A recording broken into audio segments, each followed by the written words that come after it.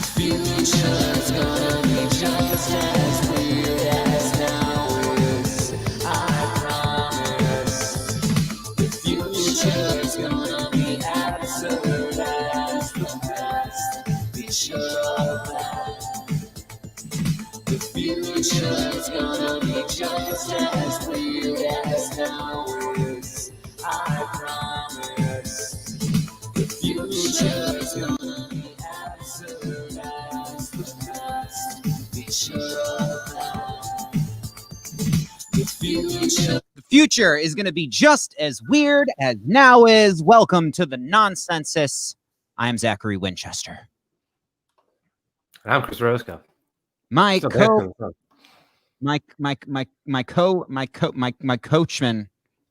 Do you know free coaching out of you, bro?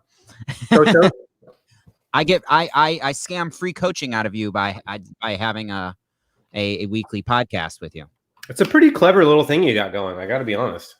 Yeah, no, it was this. I mean, and it's really contingent upon you're not finding out about this, but I was eyeing it, and the plan was developing for several months, and I was just like, oh man, how do I absorb the wisdom of Chris Orozco, shadow integration specialist, without giving him. Now, it's not because I don't want to give you money. It's because I don't want to participate in the money economy until I didn't have anything to land that ship. No, yeah, I think we all knew where we're going, more or less. Where are we going? Oh, I don't know. Maybe I didn't. Maybe I lied. But we're doing a year in review, eh?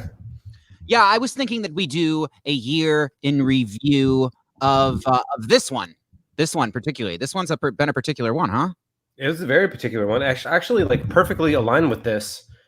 I was watching some breakdown of some philosophical breakdown of some anime series with Vanetta this morning, and then one of those YouTube commercials came on, one of those like 20-minute YouTube commercials, and it was literally reviewing all the crazy shit that happened in 2020, and I had forgotten that all of that stuff happened in the same year.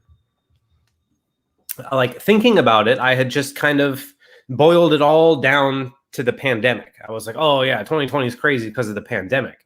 And then this video showed up and it's like, no, wait a minute. There were riots and Australia was on fire and then California was on fire. And then that thing in Beirut blew up and all these other things happened. And so it was so much bigger than just the pandemic. And it was an unusually active and bizarre year, but it just also happened to all be happening during a pandemic. So this is the most interesting and bizarre year I've ever personally been a part of. I think you just coined a new term that will be pertinent to have in our lexicon going forward, which is Durapan. Durapan means it happened during a pandemic because, you know, there's going to be... I mean, you know, it's a real possible thing. And this is what you and I have talked about is part of our axiomatic mission mass message thing that we want to try to increase the signal of as much as possible. You telling people it's going to be all right when you don't know that. I think it is better to help people through words and, you know, examples and wisdom, useful information stuff, whatever, to be ready if shit does go more pear-shaped than you're prepared for. And that is very much my plan.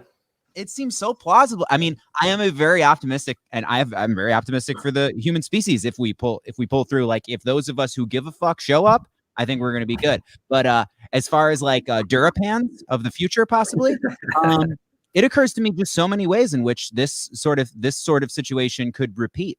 You know?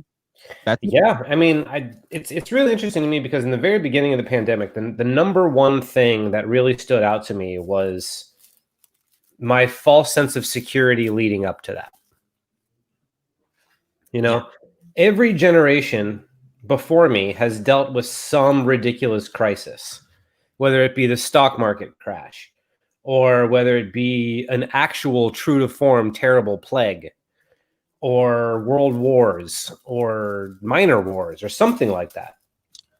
We had not really had to deal with any major struggle. We had 9/11, but we weren't getting drafted into war because of it. It didn't create a world war. It didn't really change much except for our own internal ethos, and we lost some privacy. But this was the first time that we were all actually thrust into a collective, let's figure this all out right now or else we're all fucked. That had not happened to me in my life. Yep. And I had entered into a nice, cozy sense that that wasn't going to happen and almost couldn't happen. And yet there it fucking was. Eric Weinstein has referred to that period from the end of World War II. Some would argue that there's been other spark points since then. But anyway, Eric Weinstein has referred to that as the big sleep. And I think that we've got the Great Depression, we got the era of the Cold War. I think that's something that I will add to my list of phrases for the conversational convenience of compressing a big idea into a thing. The big sleep is the 50 or so years from the atom bombs dropping to there's been testings of those, but anyway, from the end of World War II to the world shutdown of 2020. And you said a proper plague, as in like a proper true to form, like kills tons of people, like bubonic plague.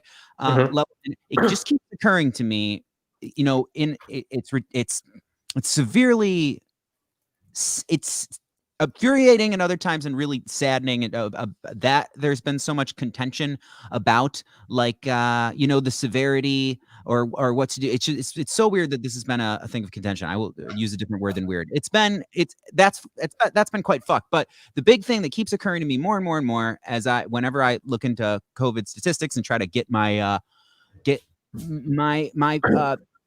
get my reality as tuned to I don't even know how you do that. Just take in as much information as I can and try to answer questions. There are certain family members who I said early on, like, I will help us broker the truth from this. And a big thing that I'll say, damn, I just said a lot leading up to this, but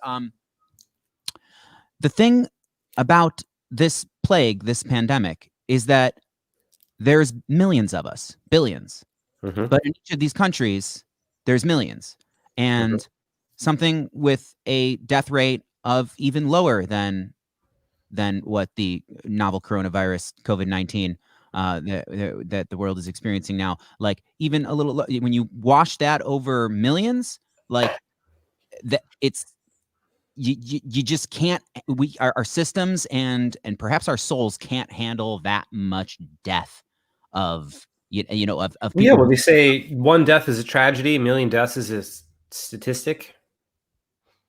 Yeah, I've heard that phrase. Yeah, and you really can't quantify it. Like, you just fucking can't. Like, there's, which is another one of these things that the pandemic said for me. Like I'm a shadow integration teacher, so part of that is knowing and making peace with the unknown. And the unknown is chaos. The unknown is danger. The unknown is knowing that your sense of safety isn't as solid as you think it is, and you need to prepare for the fact that you're probably dangerously naive about how secure you are. And even knowing that, I still had no idea because I had never seen it. There's just some things you can't know and quantify until you see, like how big the universe is, one of them.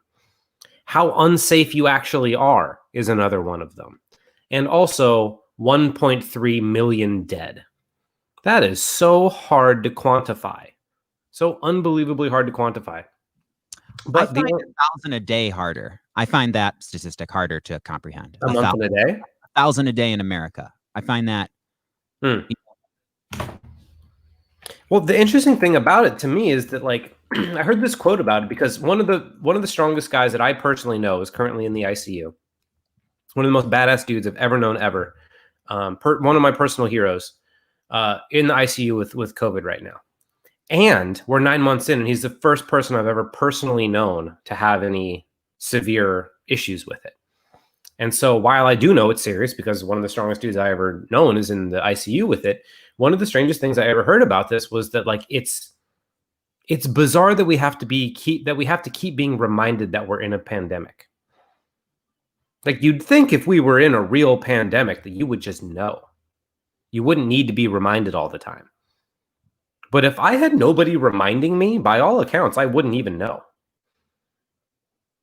Yeah, I relate with that. Okay, so I right from here, I can, if I turn my head, I can see, yep, out of the window of this lovely loft in Detroit City, Michigan, I can see Henry Ford Hospital from my window. And Oh, crazy. that's been, because I look over there and then I think, what's going on over there? And then it's Yeah. like, what's going on in hospitals worldwide? What's going on in places where people don't have access to hospitals? Have you been seeing anything bizarre from that vantage point or anything noteworthy? It is very strange how it fluctuates, the level of concern, what triggers a spike in concern, and when they're like 3 days go by and it's like you forget, and then like you just like you're walking into the grocery store and then you see people in masks, you're like, what the fuck's going on? Oh yeah. And it's like that has been, I will use the word trippy. Whether it is mysterious, think about all the things in the world where until they affect you, they are not a thing. I mean, that is. But none of those things lead us to shut down the country. Like cancer. Cancer's not really a thing until it impacts somebody I know. But we also don't impact my life by making sure that other people don't get it. Yeah, but it's the numbers game. It's just, it's this many people die of Hep-C, of the flu every year, but not all at once. They're not all rushing to the hospital at once, because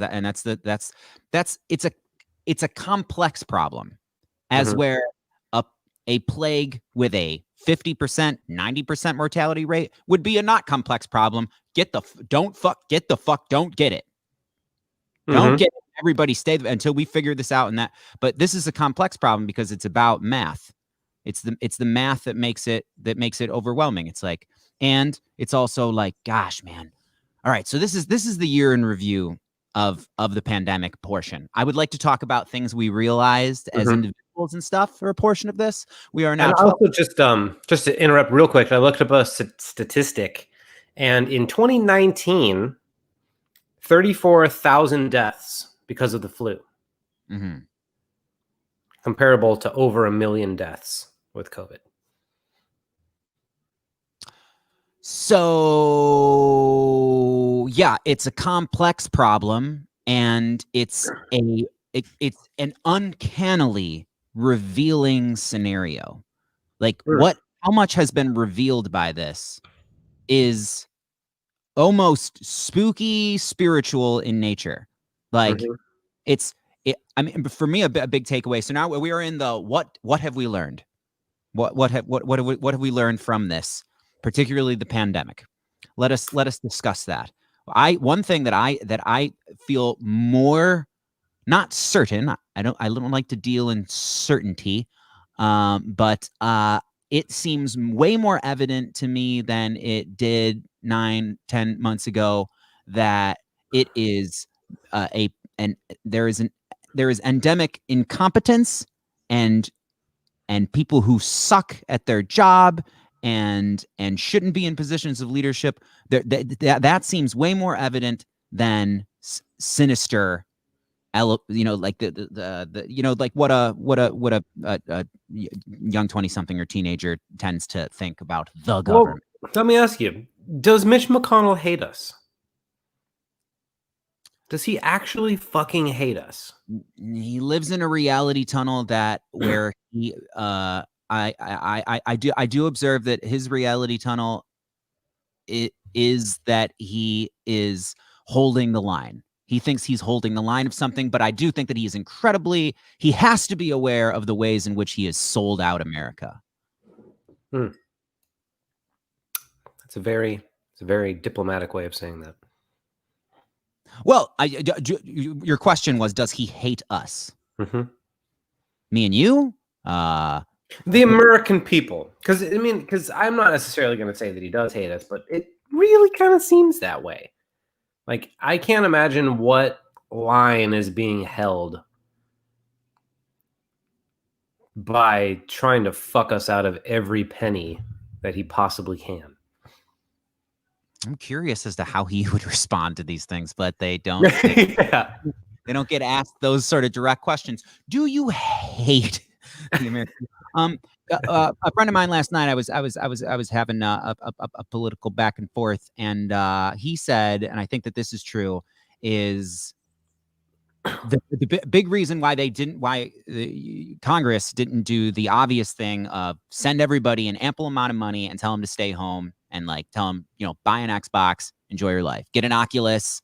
Get an Oculus and a bunch of weed. Those of you in legal states have a fucking great time. Yeah, stay On at home. us. Yep. And instead of getting those Tomahawk missiles that we were hoping for, where you guys, something has actually happened that is threatening the lives of people within the borders of America, from sea to shining sea. There is actually something that is threatening us, and so that is not worthy of the money that we usually spend for the surplus of military stuff and what such. Which is not like completely relevant to have a military, of course, but I think sometimes we are we go a little bit heavy-handed on the military spending. Anyway, the reason that my friend said last night, I think this is true, the reason why they weren't going to pull that move is because then we would all see like, wait, like the taxes that are collected, like they could just cut us checks, like or just in general, like they could do really, really optimizing like good things, like to try to that. But can you do that? Actually, can that be like your job? Can that be like what you're always trying to figure out, is how you can benefit the American people most with yeah. So I'm as I'm hearing this, I'm being more and more tempted to just keep it going down in the political vein, but I shan't. So how do we get this out of the political? Where do we go? Well, the metaphor, and I think this is one of the things that my brain is good at doing, is seeing that everything that's happening, every story that you experience, every conflict and contrast, point of contention, I see these things sometimes happening in all respective dimensions, at once. And I'm using the word dimension in this case of like the arena of politics. Something happens in politics, and it's like I have a metaphor of how that is my my neighborhood, my community, my psyche is also wrestling with that particular topic or thing. So with this, it's like I feel like I have overwhelming evidence that it's more incompetence than sinister, Mm-hmm. And what that means for my personal life and my spiritual existence and going forths is if I want things to be better, then I should do stuff. That's pretty fair. That's pretty goddamn fair. And do you have any inkling of which things or stuff you could be doing? Well, this seems contradictory, but in this year where the obvious was made way obviouser, that something is fucked about U.S. Not just politics, but that there is systemic fuckery that may not have sinister intentions behind it, as in someone being like, oh, look what happened, look how much they suffer when I press this button. Yeah. but it's still like that. Knowing the severity of the fuckness of our governing bodies has, at the same time, I've realized a bunch of stuff that like I feel more certain that I want to optimize society and participate in it, like really honestly, sincerely show up and try to be a citizen and have as much positive impact, or like be in the public square, and like I would like there to come a day where I gleefully pay taxes, because I'm like, yeah, because they're doing good shit with that. There's really we got some of our best people working on it, trying to figure out what to do with all these. We are aggregating wealth and doing good stuff with it for us. I would love that to happen at age 64 or so. Yeah, likewise. How do we get that would be plenty fantastic. And so what I'm hearing is that you've learned that has become more real and prevalent and urgent as a result of all of the goings on of this year? that my/our/if you give a fuck and you're paying attention, that it is both. I think it shows that there is a potential for something astonishingly optimistic to happen with the addition of our effort into this. That, as Terrence McKenna said, there's no one manning the store. I see that as being more apparent than ever. But also, and here's the important part, and this is a fucking threat. This is a threat. Sometimes reality issues you a threat, and it's just so clear that it's like reality has told me that I will be fucked terribly in this way if I don't do this. And this threat is clear. I'm speaking on behalf of reality now. If you don't grab the reins, then Donald Trump will grab the reins. And I trust. And well, I don't know who you are listening right now, but like you, Chris, I trust you to at least to always to try to to do your best to be put in a situation, and to sometimes you just got to pick your poison, and like governing is such a fucking hard job and shit like that. But if somebody intelligent and kind does not step up to the plate, then he or somebody like him or worse will, and you can count. Well, it's very interesting. It's very, very interesting, because there's a lot of people that would argue that was a good thing, and there is a lot of good that came of it. The making aware of the fact that Senior Orange Boy came ahead and just grabbed the reins. Yeah, I understand what those people think. I see it differently, but I understand their worldview and how they see that. Which brings me to the thing I was really curious about is, like, we were already really divided when it came to politics and things like that. But now the COVID, as we can call it, has provided an entirely new platform of things for us to be divided on. Mm-hmm.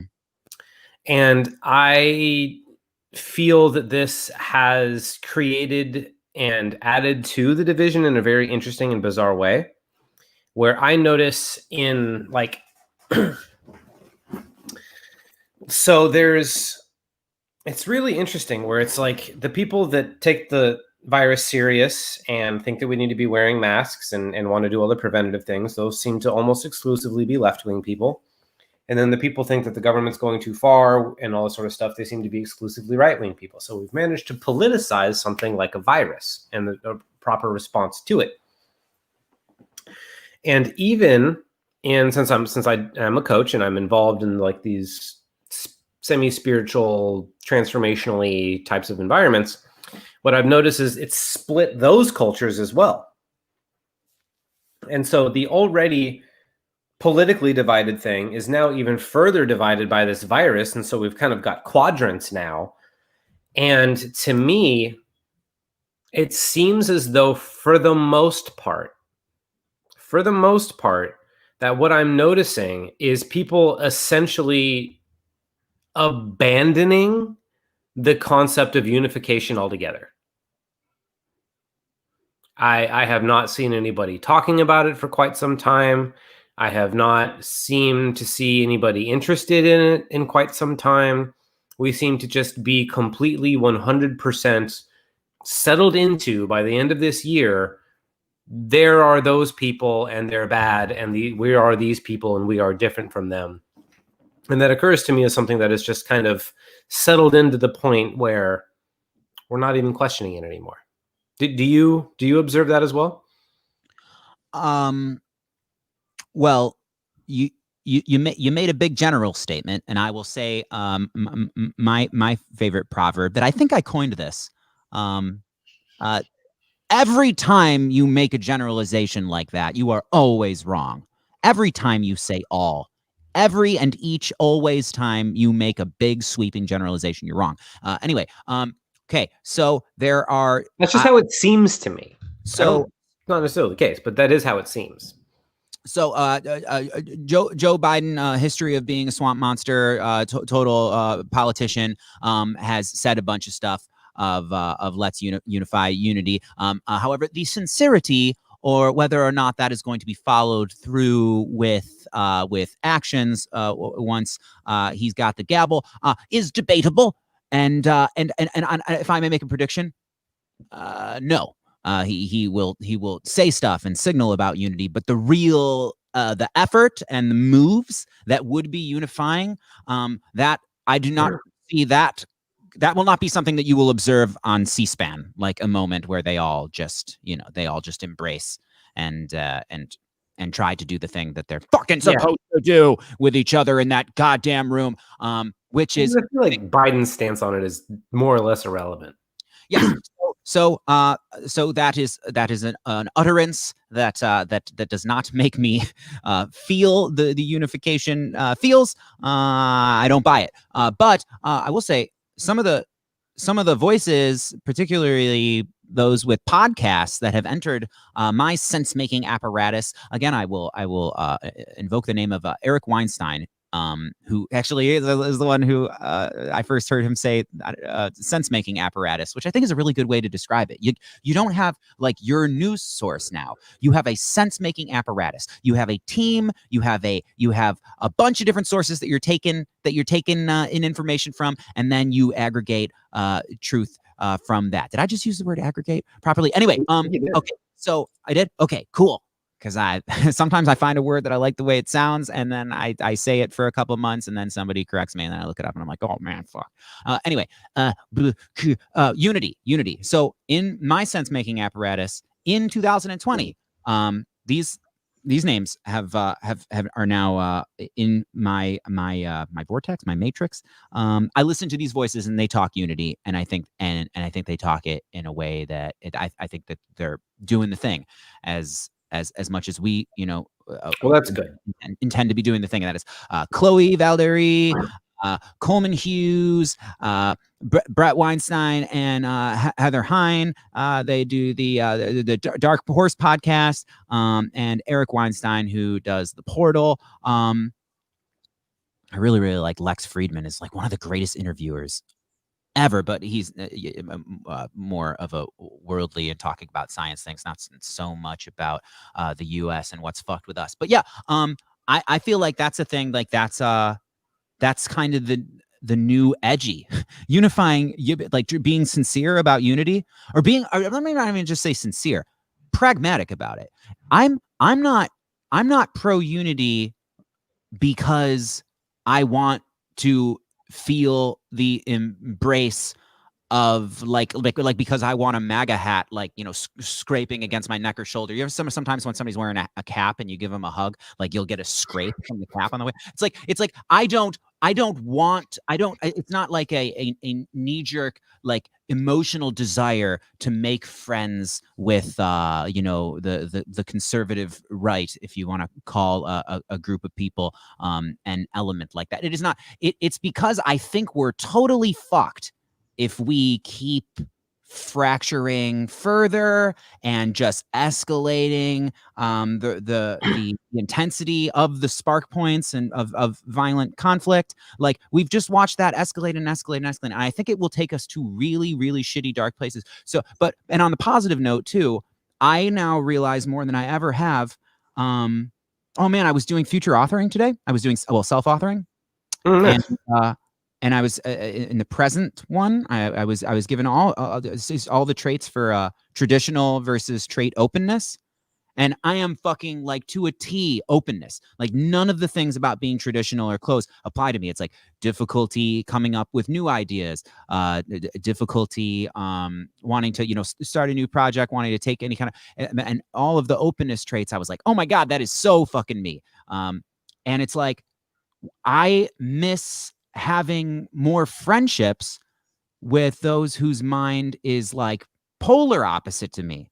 I have friends now who are more conservative than I, and very, very different in our opinions and the way we view the world and stuff. But I've had a couple friendships in the past where we just disagreed about fucking everything, and it was just it was constantly hilarious, but also like hilarious in the sense like when you get into the thing where it's like, all right, we can get to the point where we are shouting and fucking like really like intellectually doing a wizard fight, but at the end of the day it's like you're you and I'm me, and it's just this game we play, and you learn stuff, like you sharpen your arguments from hanging around somebody like that. Yeah, I often say that one of my very best friends in the entire world, who I love more than most people, is also the person I've gotten the most angry at. None of my friends have ever pissed me off as bad as this guy about pretty much anything. And we fight all the time.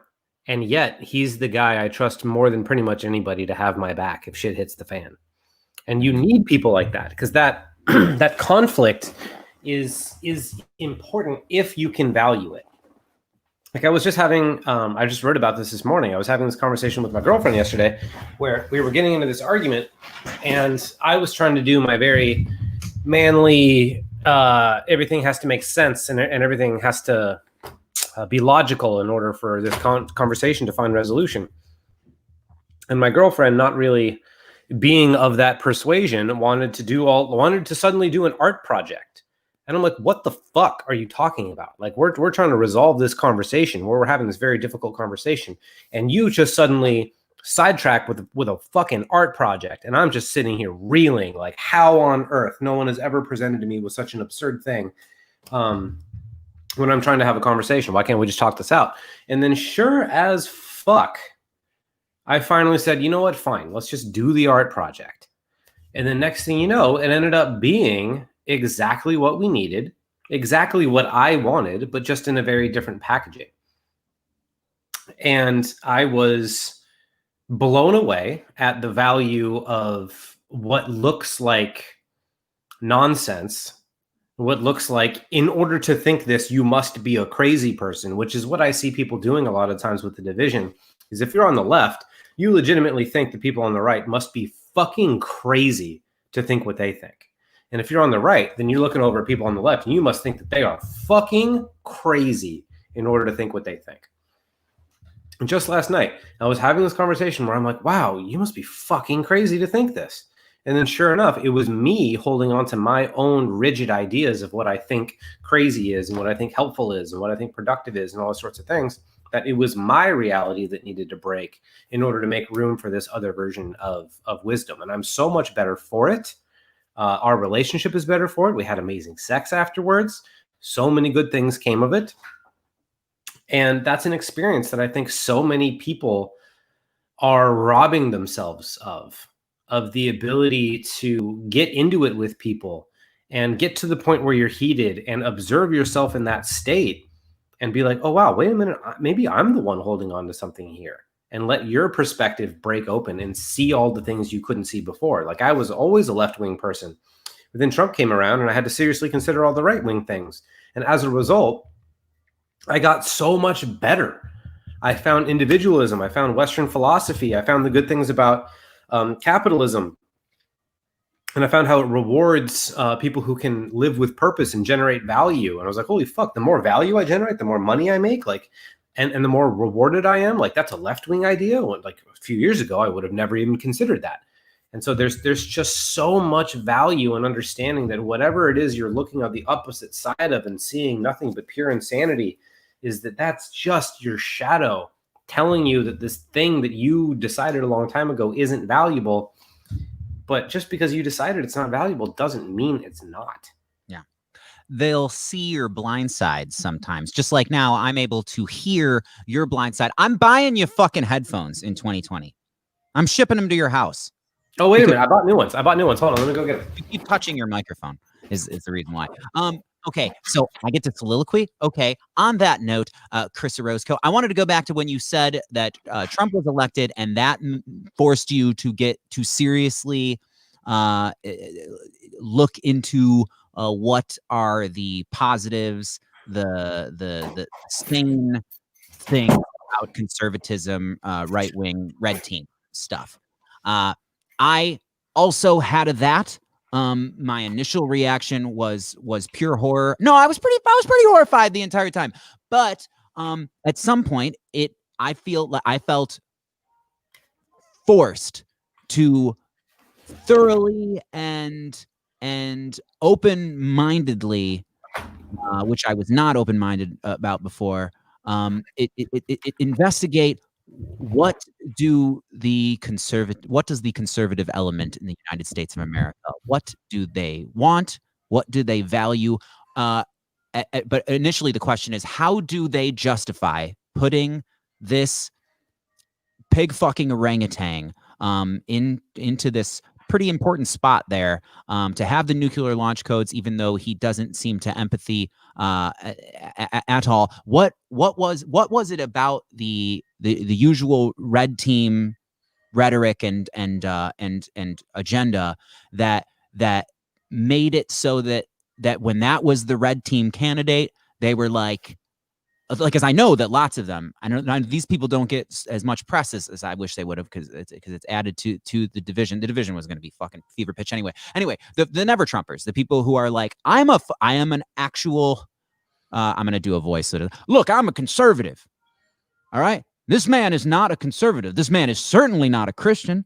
This man is absolutely not a caricature of what I believe are the virtues of the American spirit. God damn it. But, and this is what I assume of them, some of them then were like, but these issues are, and these values of conservatism that are at least signaled by the red team, that we're gonna make good choices on that in terms of what I believe in my worldview. God damn it, he's better than that fucking other one. And God, it was okay. Anyway, I don't want to talk about. I imagine this is how Hank Hill would talk. Yeah, but I looked into it and I found some stuff. And I was so closed off to that stuff. And that stuff has really expanded my mind. And emotionally, I feel like it has, because my heart was closed to conservative America for the 30 years of my life. I mean, I stopped hating people in any intense definition of the word a while ago. Well, I started saying that as soon as I probably had my first psychedelic experiences, or it was into the Beatles in high school. But anyway, it was bullshit for a long time. It was total virtue signaling. At some point, I really, and I think I found, and this is the thing about humans. There's many things about humans, but we tend to do things when we're put in a circumstance where we're either kind of forced, or it just gets really pragmatic, and sometimes in a really shallow or utilitarian way. And it just fucks your life up to walk around hating when the just carrying all that around. Yeah, and I know this is getting cliche, and it's good when good wisdom stuff that'll help people that's useful becomes cliche, because that means it's household knowledge. But yeah, it's to hate hurts you way more than the recipient of your hate, who may never hear your howls. It's just like, and that it has an antidote that works almost pretty much every time, and that is sincere investigation and understanding. Like, there are real motherfuckers in this world, and there are real there are people who I do observe. It's not just a clash of values. I think that what they want to do politically there will be more unnecessary suffering, and that but the thing that I used to believe, that there was an evil, that there were 70 million evil people, that was possible. 70 million evil people. I know folks who really are walking in that reality tunnel, and I would really, and God, does that suck? And but the thing about it is that I don't think it's true. I don't think it is factual that there are 70 million evil people in the United States of America. I think that there's the echo chamber thing, man. Well, there really is a big difference. I think one of the fundamental differences that I notice in people is the distinction between personal responsibility and not that. Mm. Some people want to be responsible for their own lives and live good lives and have that be it. And other people think that the government or some other thing should solve most of your problems for you. And therein lies most of the crux of the argument, is how much do you do versus how much do you demand other people do for you? Yeah. It's a lot And about I don't think we have a necessary. clear-cut answer for that.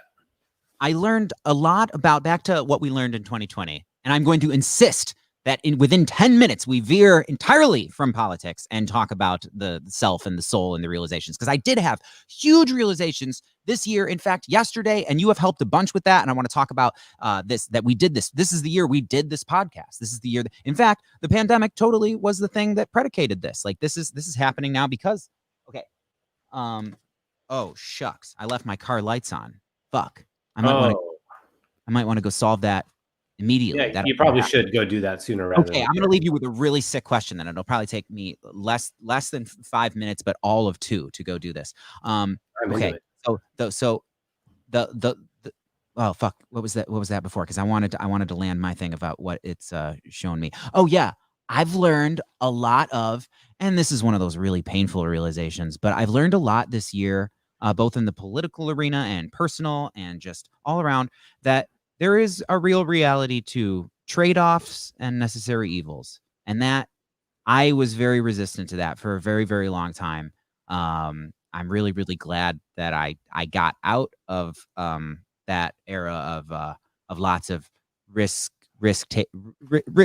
and naivete. And I probably said a bunch of really, really stuff that I would see as really dumb stuff in my early 20s and teens. Who hasn't? But yeah, I learned a lot about that this year. And it was a fuckaroo of a thing to integrate. But on the other side of the, oh God, I'm accepting a new thing into my my worldview, I feel safer and smarter and actually more confident that I'll be able to affect conscientiousness and kindness now that I'm observing more of the things like trade-offs and necessary evils, and course correcting to try to optimize and do my best within the new and a little bit darker and dodgier reality that I observe, in the external world. I feel safer, saner, more sincere, kinder, more confident that I'll show up kind tomorrow.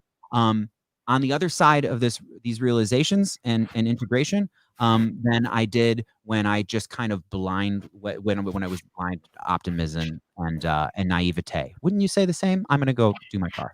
Well, yes, I will. Sorry, I'm plugging in my computer. But yes, I would say the same. And that's actually, in my opinion and experience, to be one of the most valuable aspects of contemplating things like necessary evils and all the things that I don't know, positive-minded people might shy away from, which is what I think is one of the most valuable things of shadow integration at large, is for people, is because it allows you to not only consider the things that you normally wouldn't consider, but it allows you and teaches you to find the value in those things. Like all the different parts of your personality that cause you the most trouble actually have a lot of wisdom for you and a lot of value for you if you can find them.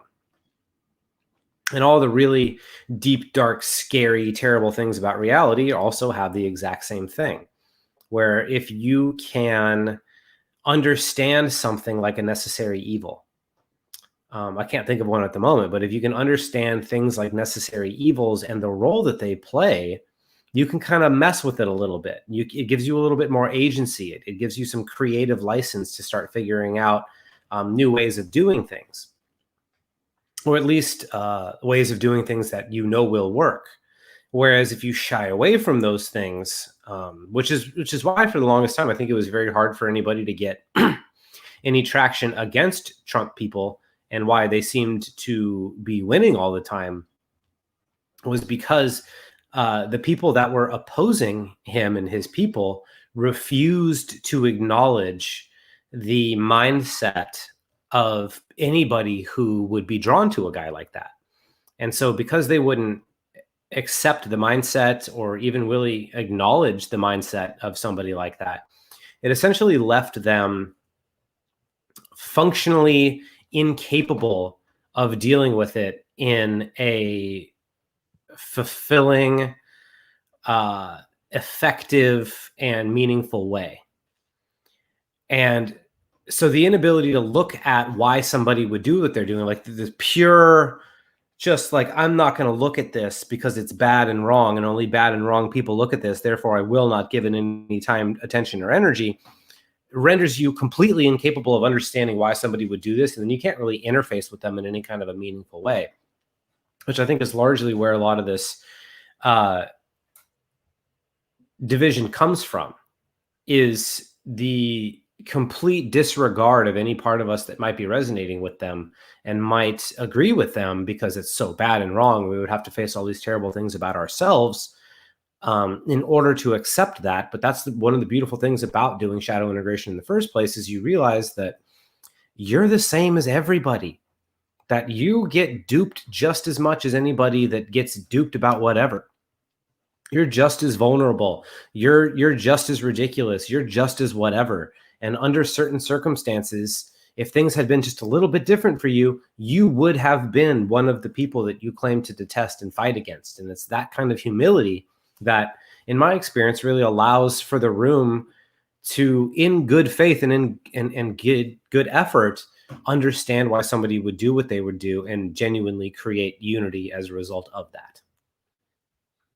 Yeah, I've expanded my bubble of felt and intellectualized empathy so much this year. Mm-hmm. So much. I would almost go as far as to say that there is nearly nothing that I observe in this world that I still hold the argument within myself that it would be impossible for there to be a backstory or just some level of understanding about what led up to that person descending into what I observe as evil that wouldn't be in some way understandable to me now. Mm-hmm. Now, there are really, really horrific things which I will not invoke now, not because of self-censoring or anything like that, just because they're a fuckaroo of a thing to tangent off about. But, you know, to our dear listeners listening, I'm sure you could think of a few things where it's just like, I don't want to fucking try to understand that. And I totally understand that. That's why we have some people who are like mental health professionals and stuff who are just like gonna, you know, be like, all right, I am a neutral party and I will hear you out. You fucking, you know, you murdered this many in this terrible way. But even then, like, to Jordan Peterson's point, it's still worth considering the fact that you're probably just a few decisions or a few whatever away from actually being one of them. Yeah, I saw that super heavily this year. Yeah. I will not repeat that, but I think on an episode or two ago, I shared with you my deepest fear and how it seemed like it was coming true around November, and that is that it is I that I will end up in the guard tower. However, veering out of politics, wow, that's a fuckaroozy of a thing to say before changing topic. And here we are. Let's talk about the self. Let's talk about what we realized about being a person, and end the politics thread on one of the things that I've realized I have honed in more about when it is appropriate for me to talk about politics. This is one of them, like with you on this program, and well, not appropriate. It's more of a, like, there are now forums and audiences that I like. It's not like I'm not going there, but it's like if I observe that it's not going to go in a way where we're you know, learning from each other or working towards a better tomorrow, and it's just the thing. I've experienced so much of that, and I really would like to spend less time spinning my wheels and get the rubber hitting the road. I love this thing that my mom says: "You're rowing, but your oars aren't in the water." I love that. Yeah. And I feel like we're rowing in the water when we talk about that thing, because and we've been doing it better lately over the course of this year. You know, we've been doing this for about a year now. We've been talking on Wednesdays, most Wednesdays, and one of the progressions recently that I would like to keep snowballing is let us always try to correct when it's just there's a cacophonous choir of voices that are really good at complaining from their perspective about what is fuck. But like I like that you'll say, okay, well, what would be meaningful? What would be a meaningful use of airtime and our energy and analysis? And I think we've agreed on this unity thing, but also there's this really general thing of just like show up and do kindness and intelligence. So we just spent a year of way more isolation and introversion than ever before. Is that true of it? Was very true of me. Has this been, would you say this is the most isolated and internal year of your life? No, actually it's not. Working my way back to any sense of mental wellness. I was alone a lot more and introspective a lot more. Physically alone and also not in contact? No, I guess I was physically around people more. But just very much in my own thing, not really paying much attention to other people. Just kind of in my own thing, trying to get my life together, mostly just kind of barricading myself away from people. With you doing what you do, which is which could be said, you talk to people about their feelings, and you assume a role in those dialogues where this is about them. This is you applying your skills and your stuff that you know, and your mission that the conversation is predicated on. We're gonna help you understand yourself. And that I think is the best, like to build off the point you were making a second ago. I think that's the ultimate best thing. That's what I learned is that, when coronavirus hit, there were all these predictions and all these theories and all these things people were afraid of and were so certain were going to happen, and none of them have happened. And there's just like what I've learned is that people are going to spin off and people are going to be certain about whatever they're certain about. And they're going to warn you as if your life depends on taking their warning because they think that their lives depend on taking on their warning. And ultimately, the only thing you can really do is live with integrity and live the best life you can possibly live. Like if everything hits the fan, me living with integrity and living the best life I can possibly live is going to put me in the best position to do that. Shit doesn't hit the fan, me living with integrity and living the best life possible is going to put me in the best position I can possibly be in. So for me, I kind of abandon everything other than that. And you spent your year in execution of the stuff that you developed or healed, or the introspective work that you had done years prior, really found a moment this year. Yeah, it really did. And like my business, the timing of it lined up perfectly. I somehow managed to start making more money than I've ever had in the beginning of the pandemic. So I was very fortunate with that, but which allowed me to create from a more solid perspective of thinking like, what do people actually need here? Like, because I try to be the antidote to a lot of the division. Instead of getting mad at people for being divided, instead of picking a side and all that sort of stuff, I pay attention to what both sides are saying, and I find the best parts of it, and then I find the worst parts of it, but I don't even address the worst parts of it. I just address the best parts of it. And I try to do it in the most coherent way possible to where no matter how far on this side of it you are, you can't really disregard the good points about over here. And no matter how far over here you are, you can't really disregard the good points over here. I like to make it so clear that in order to disregard what I'm saying about unity, you really have to be drawing a shitty line in the sand that will hopefully make you think about your life a little bit differently. Yeah, I feel just in the last 2 weeks, I've made exponential strides in my applicable, visceral, felt, and intellectualized understanding of what could be called parts work, or just how I relate to myself. And that I have troubleshooting corrective power to to observe the ways in which I'm being more cruel to myself with the language in my head than I ever would to anyone. Like just a bit ago, I was talking about like I'm just constantly all the time. There's things that I used to just be like, if like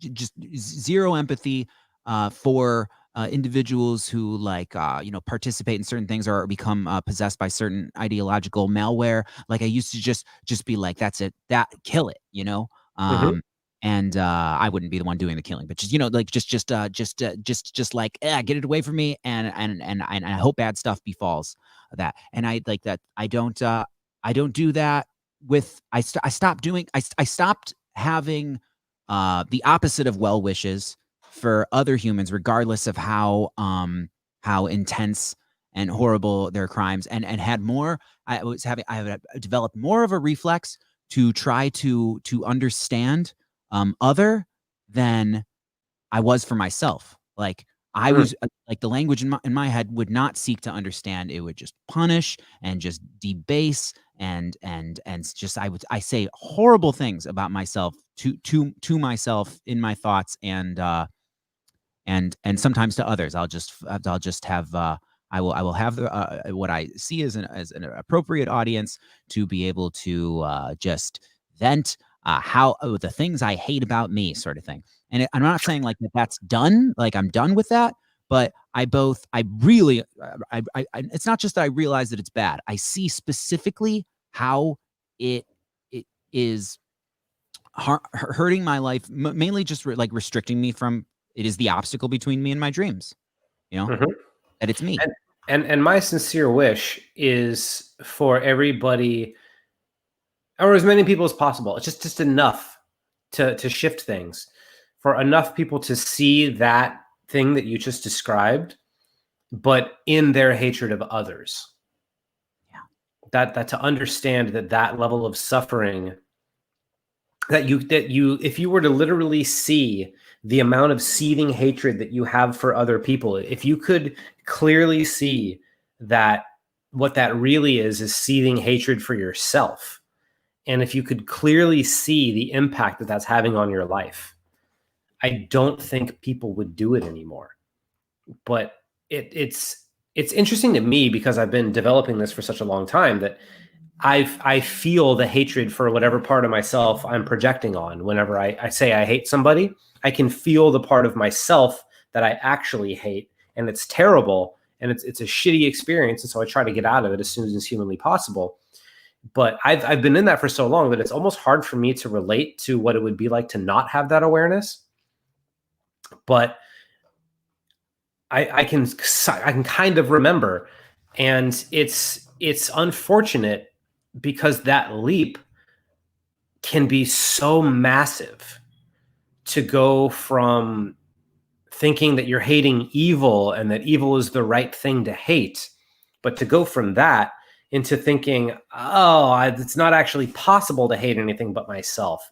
And so the seething hatred is directed at me. And so not only am I harming myself with this severely toxic presence in my body, but also I identify and resonate with the thing that I'm hating. Like, both of those are extremely difficult pills to swallow, and yet they are the unavoidable, inarguable truth.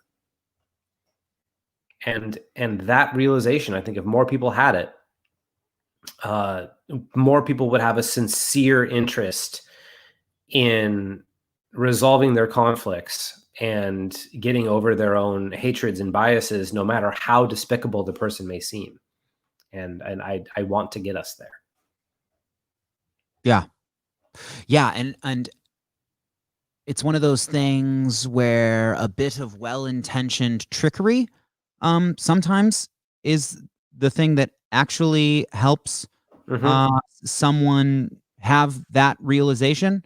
I used to go around spouting "we are all one," rephrased in different ways. We're all God. We're all one magical turtle. And I think I was focusing so much of my efforts on trying to articulate or sing poem about that to get that understanding that I found so valuable for myself, into someone else's head. But which is, and just assuming that once you figure that out, then you're in a world where we're all one, sort of thing. Where we're but another way of saying we're all one is is scientifically true, which is we're all connected. And if you prefer things to be said in a more like metal, or some would say macabre, darker, which I prefer personally. yeah, if you would prefer me to be gothy about that, I'll say we cannot escape each other's fate. That as we are out there living our lives, we are affecting each other, and sometimes in quite horrific ways. Just this morning, oh man, this is such a thread to open up. Anyway, I watched I don't want to go down that thread. We'll talk about. I actually wanted to talk about that with you, like an entire episode about it. It's a North Korea thread. But anyway, when there's something in your world though that when you think about it, it just upsets you. You don't know what the fuck to do. You don't even know what the fuck the most powerful military in the world, if you were the leader of that country, what you would do about it. But it's just bad, and the only thing that makes you feel better about it is not thinking about it, and that in the self and in the society and on the planet, that approach ain't working for me. At least. So I feel like I have to, as one who observes a world that can be experienced. That's where psychedelics come in, is that you can prove it to yourself tonight. You can just go and you can just see it, and you can just feel that, and you can come back, and it's not like necessarily like one and done. Like what's her face? Huh? That sounded like what's her face, that voice you were just using. Yeah, what's that character with the Kundalini K-hole? Oh yeah, Rachel Lambert or Rachel, Rachel. So good. Yeah. Okay, so I have a scheduled experience of oneness coming up, and it's fun. It's not for sure that on the other side I'll show up and do better. I might know something helpful, or like I might be convinced or reminded of something very, very pretty and very, very nice. But if I don't apply that with both hemispheres in my brain, it will not reflect in the world so much. What do you mean? I don't think I got followed that for some reason. Oh, okay. So it is neurochemically possible to initiate. It's not a sure shot that you'll get it every time. But an experience of a felt oneness, a not just intellectually understanding or thinking that it's a cool thing to say. It is, we are all one, but okay, I get you. Yeah, and there's multiple ways one can do that neurochemically, and not all of them involve consuming an exogenous chemical thing. There's a way that you can do it with breathing and even just experience sometimes. But the hard neurochemical removal of sense of separateness and of separate self. You might come back from that and just be like, well, I'm still going to live life exactly the same way. But that it is an interesting thing to note. Well, see, that's the interesting thing about it, is like, for me, having that experience on psychedelics isn't that valuable, because it's very difficult to bring back in any kind of meaningful way that actually impacts your way of living. But for me anyway, and I had a sober experience of oneness due to my shadow integration practice that has stayed with me, and that I feel as though I can describe logically and can explain logically. And most people seem to get it. And it served me really, really well.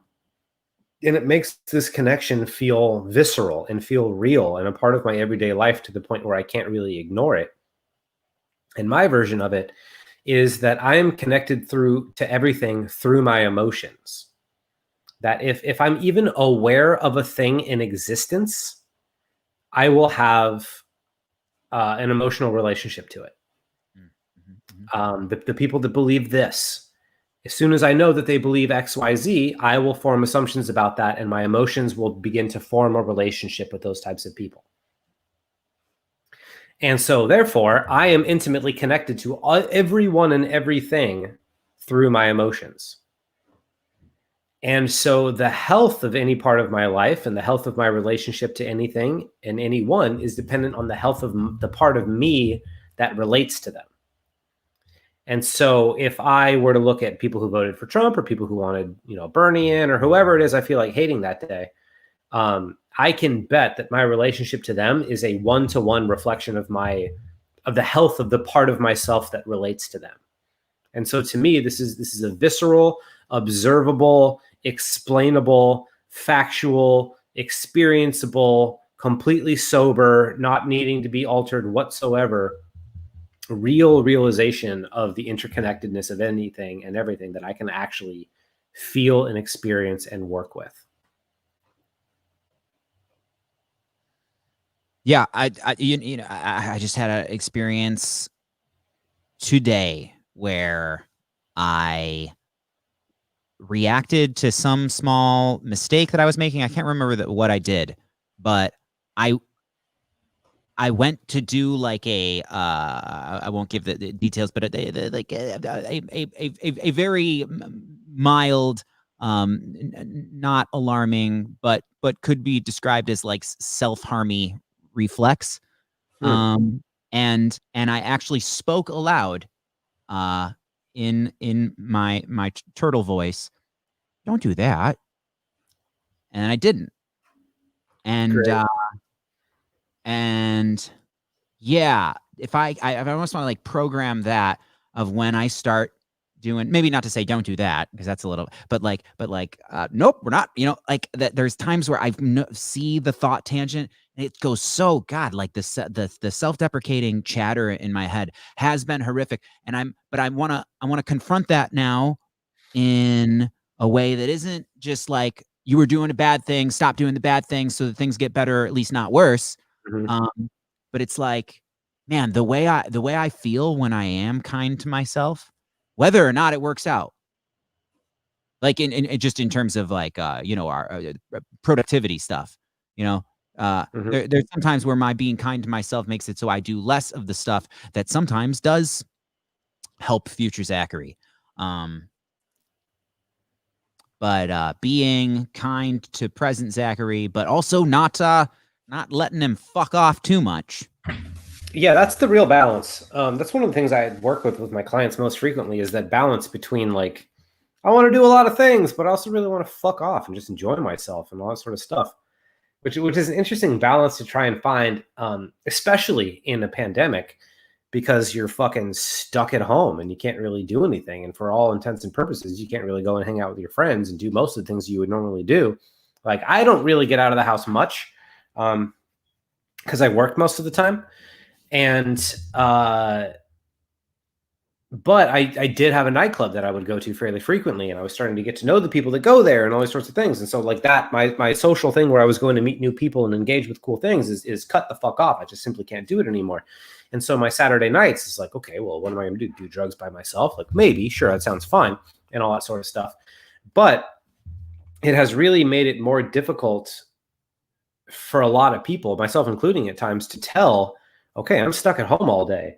How much of this time should be productive and how much of this time should be just like me enjoying the fact that I'm stuck at home all day and can't really do anything about it? And that can be a very difficult balance to find for a lot of people. But I think the important thing to notice is that like both serve their own unique intended purposes, and integration, in my opinion, is about making sure that they both get to serve their own unique intended purposes, which is both of them just want you to be the healthiest, happiest version of yourself possible.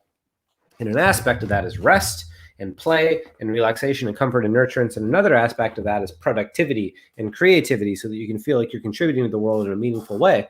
And so for me, the answer always is, what does your mental health require from you? Do you feel like you're not putting things out in the world and you're not contributing and you're not fulfilling on, your potential and doing things, if that's what your head is constantly telling you, then mayhaps there are things you need to be putting out into the world.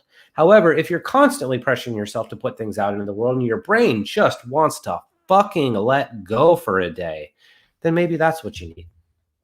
And so I like to take a look at these things based on what I'm needing so that my brain can do what it naturally wants to do and needs to do. There are moments when this may be one of my big takeaways from this year. I observe that sometimes, well, I'll put it this way. I can tell when I'm unnecessarily and unkindly kind of slave driving myself. Productivity for the sake of productivity, productivity in the way that, some of the psychodynamics of why people are like problematically workaholic-y can sometimes be avoidance. And it's like, if I'm being productive, I'm justifying my existence. I do not have problems. I'm getting paid this much an hour. I do not have problems. I do not have problems. I am being productive. Look at how much money I'm making. There's no problems in my life. Oh my God. That really, anyway, pretty good. I'm also made great leaps in my understanding of my children's family-friendly performance art this year, and that it is all right for me to say somewhat, horrific things like that on this program, and then go and be cute and cuddly and wholesome as. So you found a middle ground there. Yeah, and it's this thing, and this is okay. I can land this ship of so sometimes I'm slave driving myself, and it's.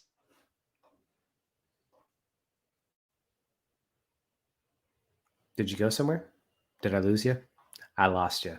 Zakery's gone. He was about to land his ship, ladies and gentlemen. Oh, you were okay. Good. Land the ship.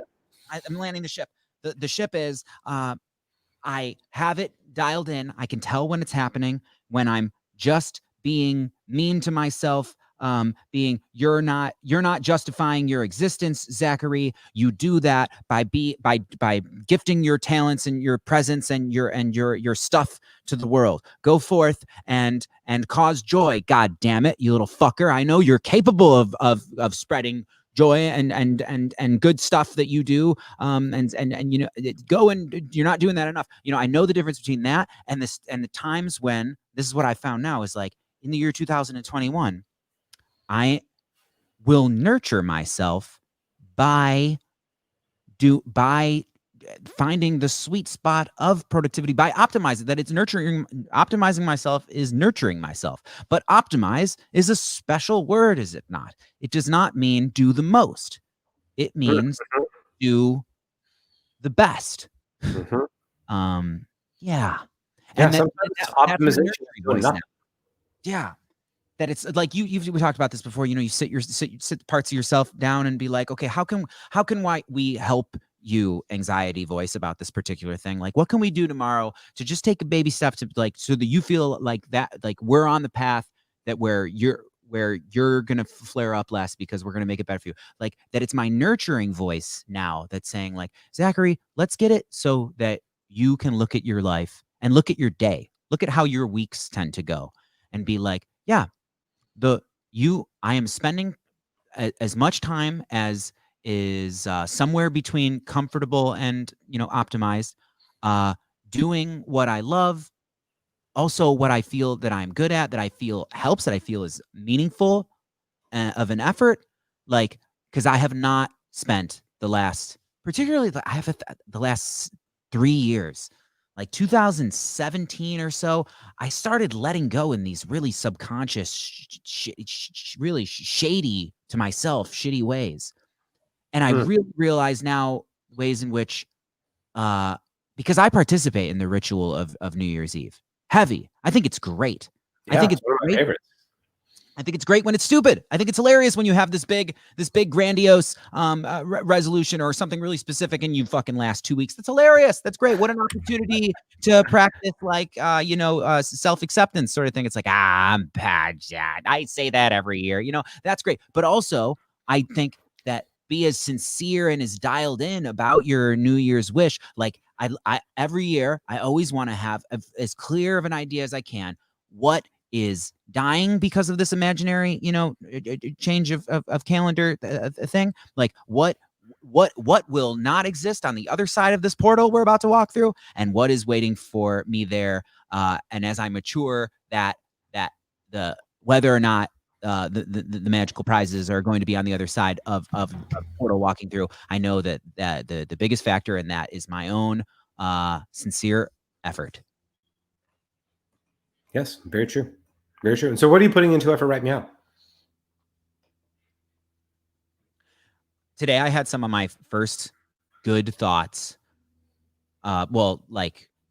Kind to myself thoughts. Like, if I've had good thoughts about like the podcasting, the thing we've been doing, where we've been going live and having conversations.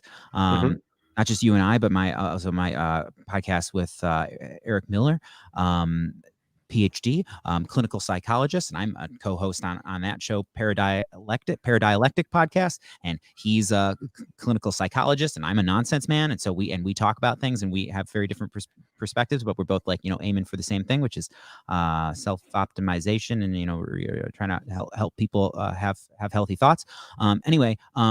We've been doing that consistently, and I didn't realize that was a huge hurdle for me in the past about this. Like, it's one of my biggest things. Like, it's one of my longest held, because I get into a lot of different stuff, but like, I've wanted to be a radio show host, and really thought that's one of the best stages, I do music stuff. I've done stand-up comedy. I've done there's a thing that involves puppetry.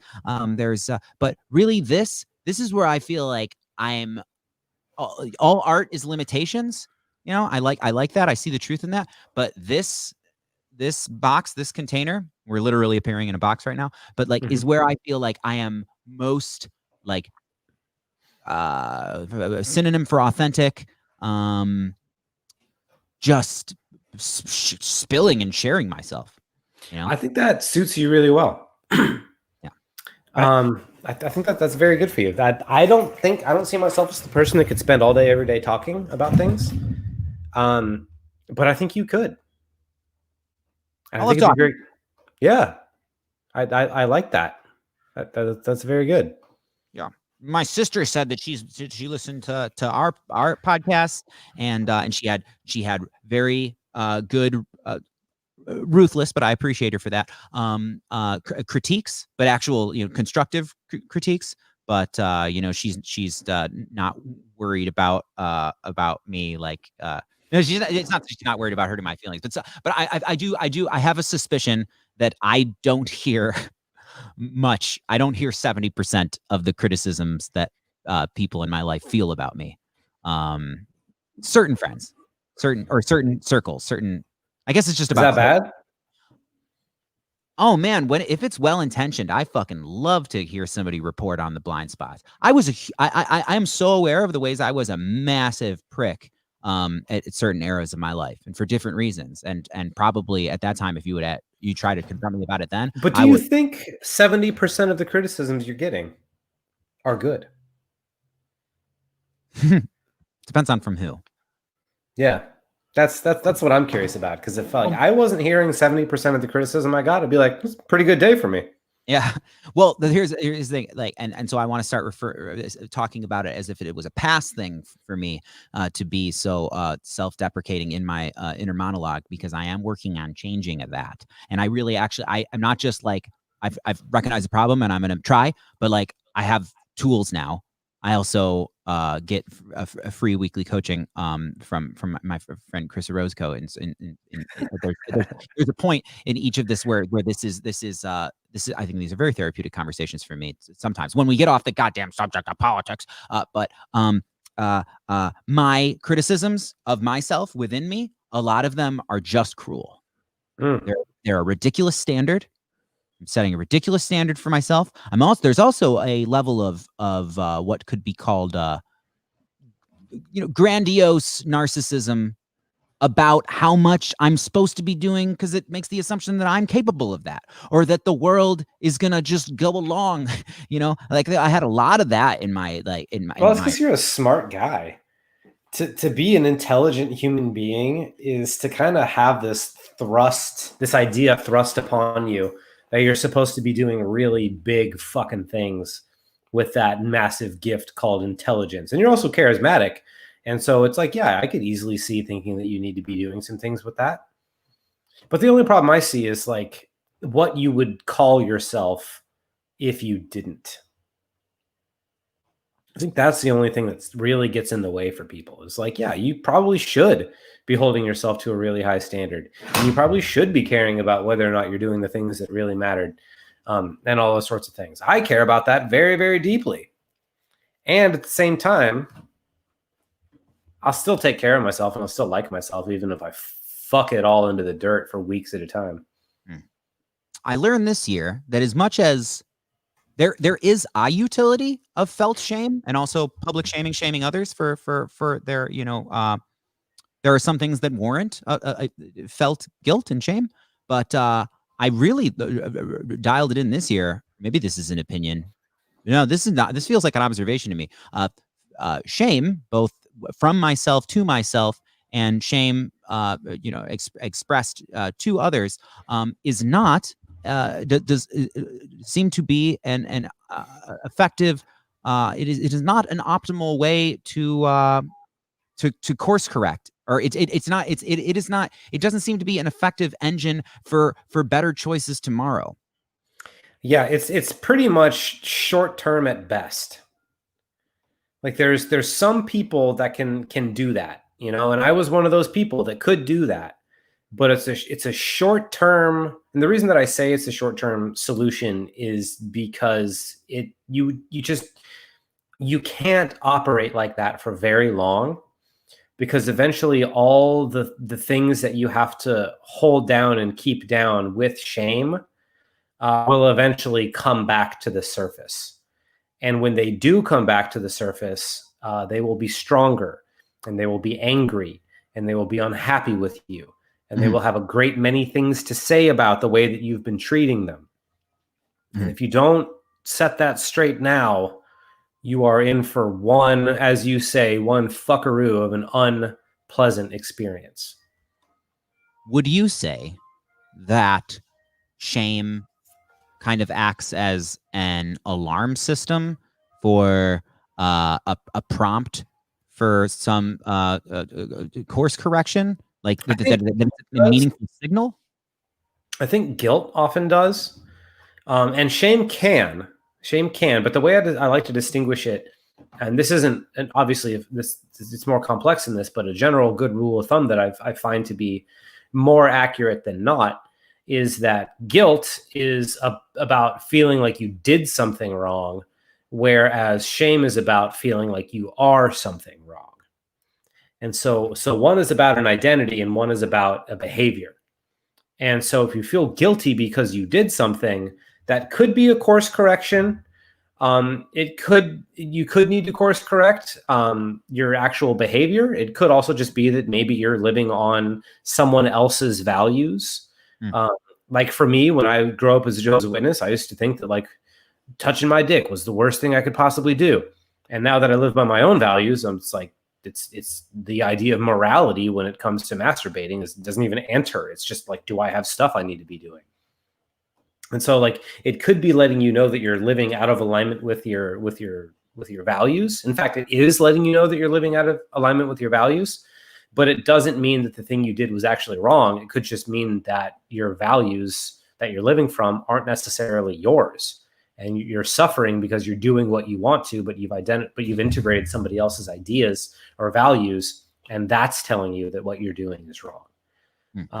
And so it could be that, but it could also be that like if I feel guilty because I hurt somebody, something that I really love about guilt is the bigger mistake you make, the more guilt you face. And so from an integrative perspective, it like kind of freezes this moment in time and forces you to look at it by making it extremely painful.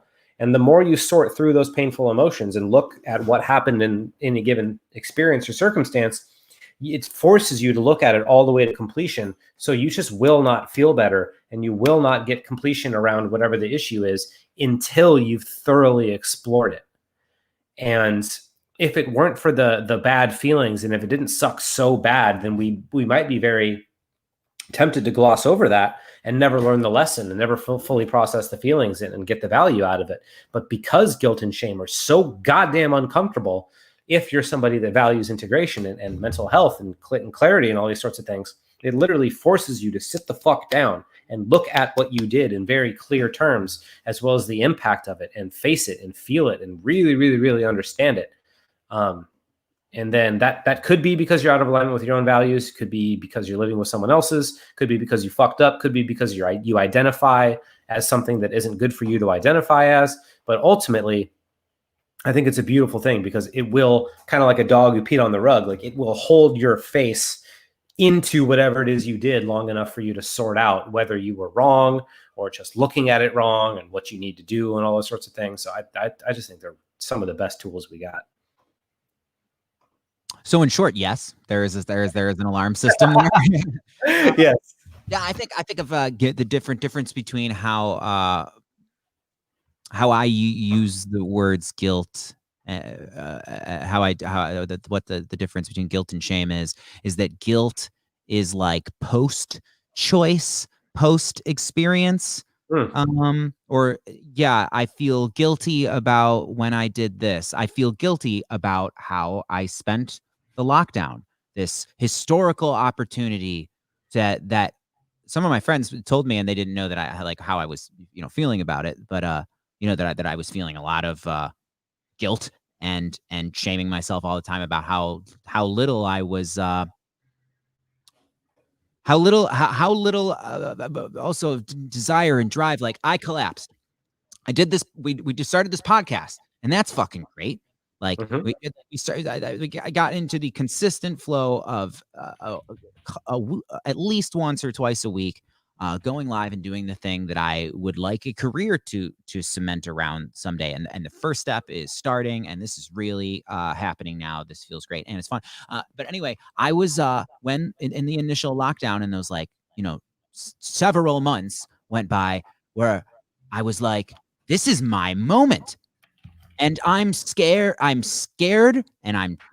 my soul is tired from being as extroverted and social as I was the decade or so prior. I think 19 is when I started doing stage performance stuff, and that just and it just escalated until peaked at a certain point, and then there was this era that I recognize now as my being so subconsciously fucking tired and wanting to introvert and wanting kind of precisely this, wanting needing on a very deep level several months where not only was I not supposed to, and there wasn't so much FOMO, and there wasn't so much you should be doing this, you're missing all these opportunities, go out and do the thing, apply yourself in the world. I don't care how you feel about fucking socializing right now. I don't give a fuck how much you need time in the darkness to just bathe in the void and return back to the village with actual enthusiasm for the village in your heart.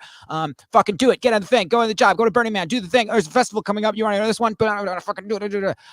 For that many years. And then this happened, and I now am conscious about it. But it was just I took the opportunity and sometimes excuse to introvert harder and longer and deeper than I ever have. But meanwhile, and the thing that I didn't say is a friend or two said to me, "It's like, this is your moment, man. Go live with the turtle. All the kids are home from they're all homeschooling now. They're on this is your moment, Zakery. Put things on the internet, do things." And I didn't upload a lot of stuff. My YouTube has been pretty, but I showed up for this. And this is great. And and the tools that we're sharpening are so important, and that it's fun, and that it's doing itself in real time. We're talking about shadow integration while we're doing shadow integration verbally, That's really interesting, right? And we're just getting started. Yeah. We are just settling in to this awesome thing. So we didn't really actually do much year in review, and we're at time now. There's one comment that I have to read, and it's from someone that her name is Vanetta. Okay. And first she says, "I am still waiting for alien invasion. Nature benefited greatly from people being locked down." But this one, I feel like this is a good one comment to read. People did comments, but you're not asking questions.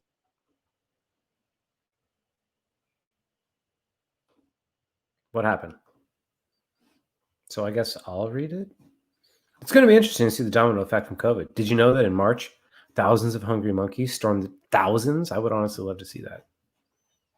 Did you read the comment? Yeah. I did. I yeah. hope she has a video of this that she will be sharing with me when I get off the phone or when thousands I get off this call. of hungry monkeys. I know, thousands. Like a couple few dozen I could see, but thousands? Yeah. I'd like to see that. Wow. Yeah. That's a year in review right there. Thousands of monkeys. Thousands of monkeys storming the town. All right. Well, we did it. We kind of did it. We talked about. I mean, there was a what did you learn about all the things? This is very the true. stuff I've been paying attention to. This is it. This is like, yeah, all the stuff about politics at the beginning. This was the year, and it's not like that's over and those threads are complete. But dude, this was the year that 2020 vision. That's the thing.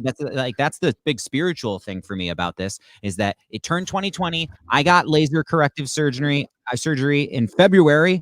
I have 20/15 vision now. Anyway, I got my eyes surgeried in 2020. I had very bad vision before. And as my eyes were healing and I was seeing the world clear for the first time, pandemic happened right at the same time. It was uncanny. Yeah, me too. That is really kind of weird. The pandemic hit right as my life like clicked into place. Got clear. Yeah. Stuff got clear. And now we're here going into a new year with the clarity. The clarity. I love it.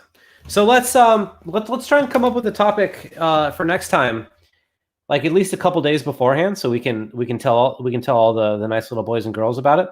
I would like to decide it right now if you have the 30 seconds to decide it. Yeah. Do you have any ideas? Well, this Thursday coming up, where the first Thursday of or was it the first? Soon we're talking with Brick, the Paradialectic podcast, about how you are relating to ourselves. That's coming up soon. Okay. But on the nonsensus of Wednesday that would be Wednesday of January 6th, would it be? No. Oh, that has 6th. Yes, correct. January 6th. I've been thinking a lot about relationship stuff, and particular things. I feel like I could have a whole podcast about possessiveness versus the opposite of that, and I feel like that's going to dig deep and have repercussions in my social life, which kind of attracts me to it. Because I've got tons of stuff on that. My girlfriend moved in, and so I've got endless amounts of relationship things to talk about. Do you feel like going there though, or should it be more open in general? Because like we were going to have a conversation about poly versus monogamy thing, but I feel like this is I mean, there's a podcast that I just found that it's called multi-amory, and all they talk about is the relationship dynamics and polyamory. So I feel like it's a broad enough subject, but particularly I want to talk. This is having that conversation. It's like, what is integrated? Is there healthy possessiveness, or is like sexual exclusivity? Okay, I like this.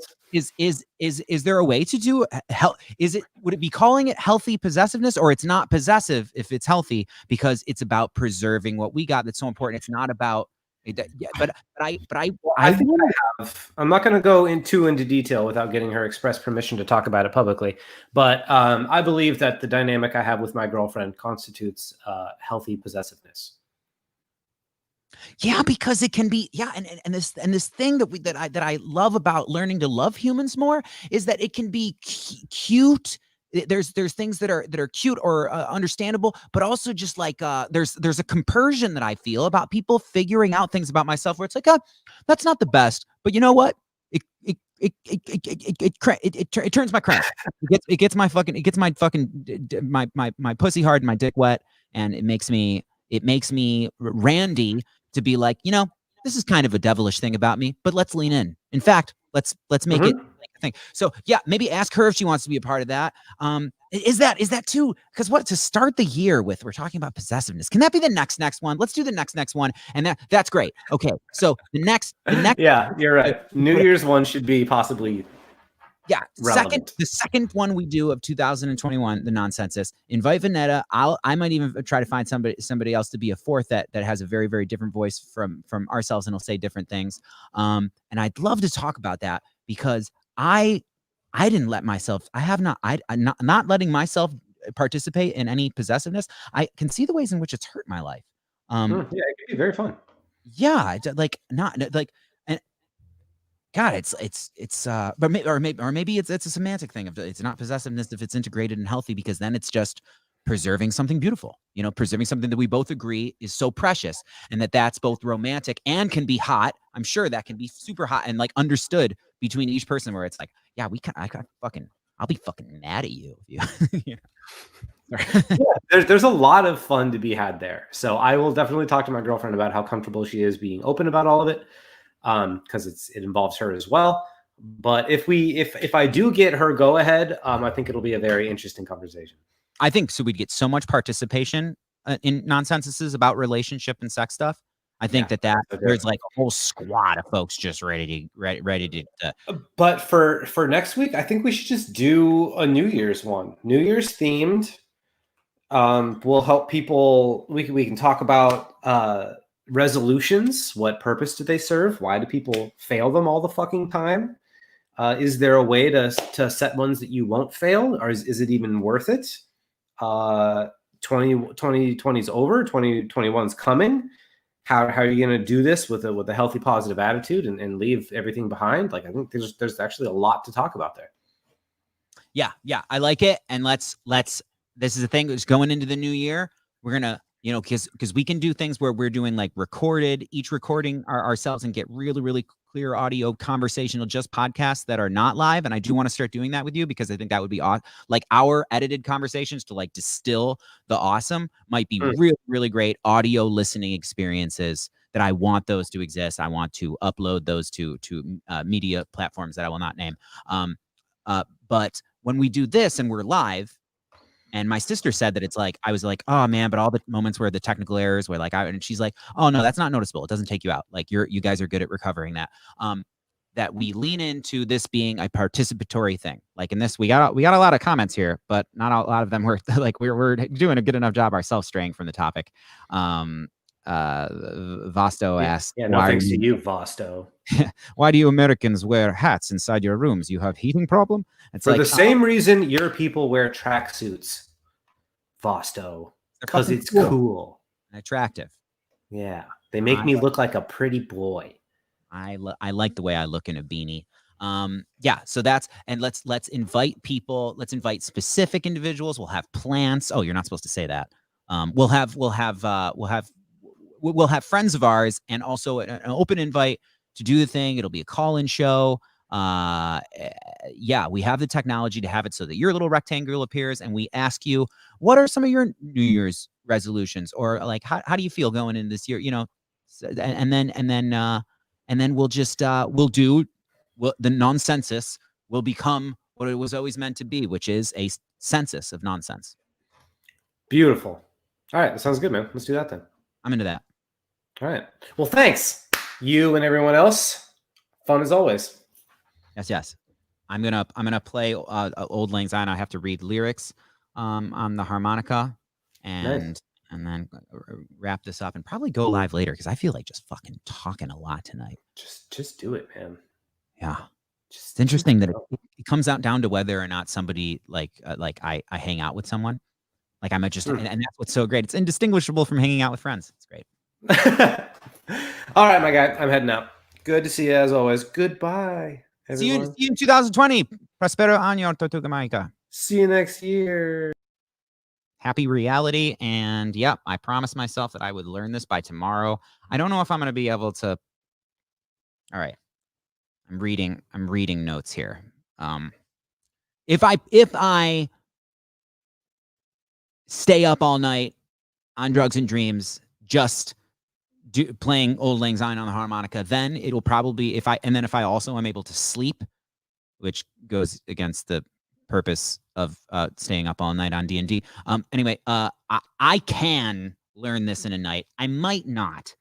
I'm going to read. I'm probably going to struggle through this now. But what I'm going to do now is let's make this a meditation. I'm going to try to have the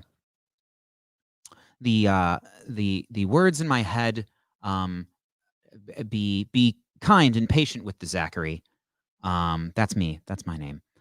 As I play Old Lang Syne on the harmonica, otherwise known as the New Year's theme. Really, really great story behind the song Old Lang Syne, and I suggest looking into that. But anyway,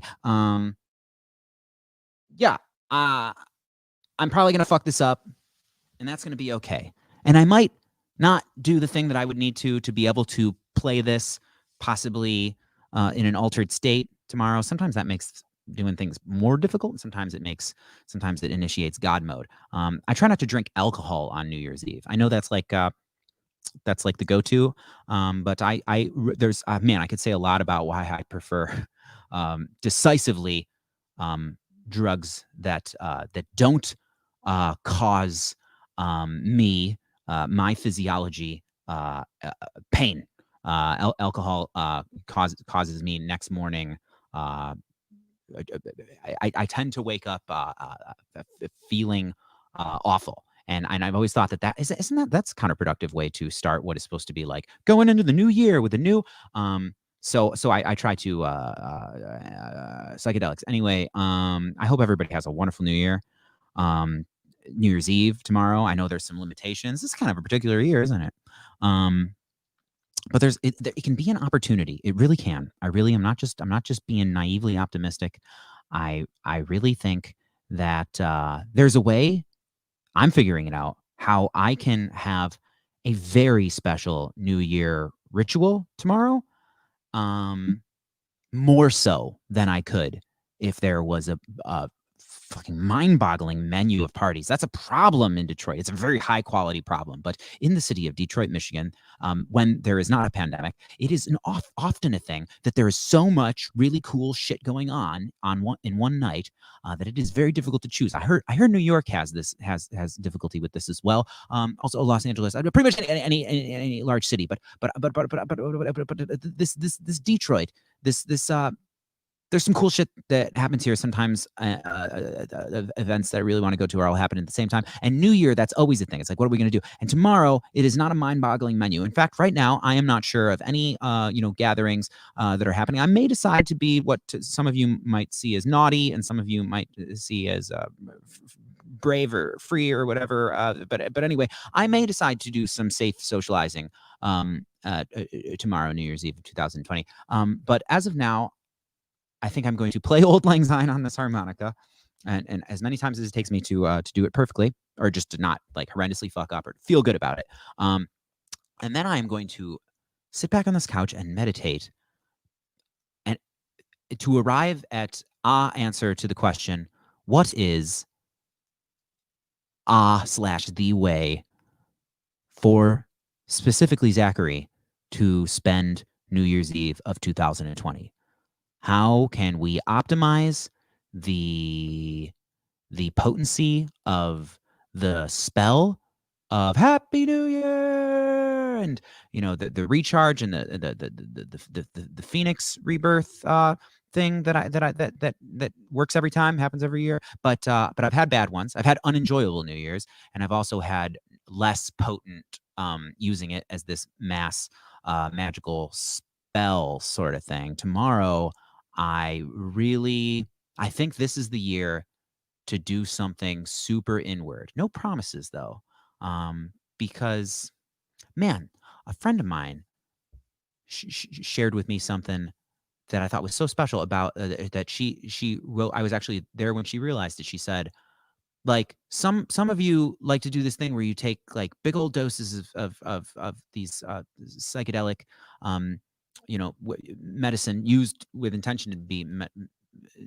therapeutic, medicinal, and you'll take a big old bunch of that and lay on your backs and have this this inner apocalypse thing, or this inner, this inner exploratory experience where you're able to see yourself from different angles that aren't always accessible to you in your not altered waking state. Anyway, she like realized from the way that this testimony experience went, that what I prefer to do is to take enough where it does the thing, but my psychotherapeutic event takes place externally, or seemingly external, with others. Like that I don't like it to be the voice in my head, and I feel like I get more from the interactivity of others. Like that's the playing out of my therapy, and I get what she means. I like to do both, like and go super inward, do the that. But also, man, if you listen and really interact with, show up and be present, as they say, with other humans, man, magical stuff happens. Man, I just said a lot. The whole intro to my playing Old Lang Syne to wrap up the show was supposed to be just like, and now I will play Old Lang Syne. And now I will play Old Lang Syne. I will attempt. There will be mess ups. I just.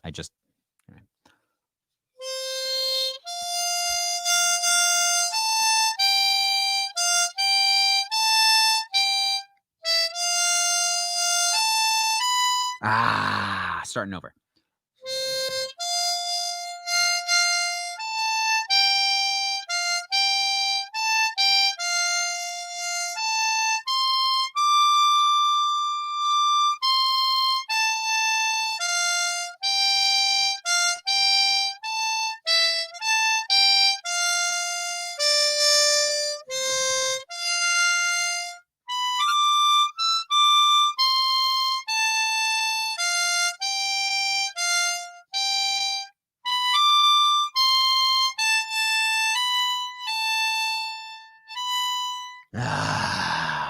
I'll be happy if I can just. I'll be happy no matter what. If I can just do the last part. No, I got to go through the whole thing. All right, I'm starting over. Is anybody still with me? Here. If you are, thank you, I suppose. Okay. Playing Old Lang Syne.